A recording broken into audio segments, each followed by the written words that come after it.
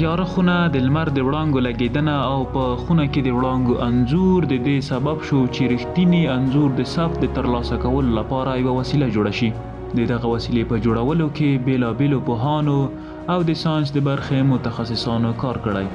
چا د کمرې حجم راکم کړی، چا د کمرې کیفیت لوړ بیولی، څوک د انځور ثبت ته ځیر شوي، خو بالاخره اوس مهال له مختلفو کمرو څخه ګټه اخیستل کیږي چې هر یوه یې د ښه انځور د اخیستلو لپاره مختلفې اسانتیاوې او ځانګړنې لري.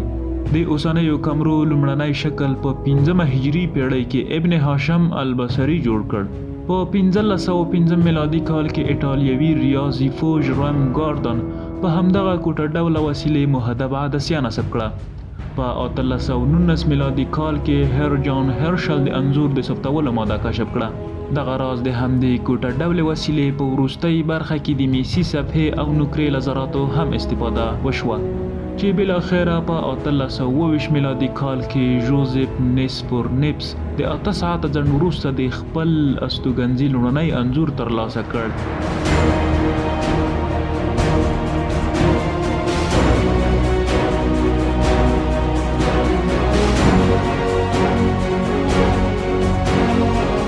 د لومړي انځور تر اخیستلو وروسته یې په مختلفو خو ساده بڼو کمرې جوړې شوې. د انځور اخیستلو وسیلې یا کمرې په لومړیو کې انځورونه په تور او سپین شکل ترلاسه کول، خو وروسته بیا دغه انځورونه په رنګه بدل شول.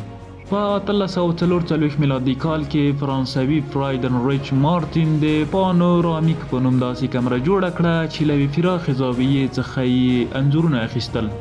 دغه ساده وسیلې بالاخره په داسې بڼې واوښتې چې د تیزې او کمې رڼا د معلومولو تر انځور اخیستلو وړاندې د سوژې یا موضوع لیدل، له محیط سره د کمرې د نور برابرول او نورو ګڼو اسانتیاوو سربیره په سمدستي ډول د رنګه انځورونو ترلاسه کول، یوه کمره د بېشمېره ځانګړنو په درلودلو سره په بازار کې د مختلفو شرکتونو لخوا په بېلابېلو بڼو ترلاسه کیږي.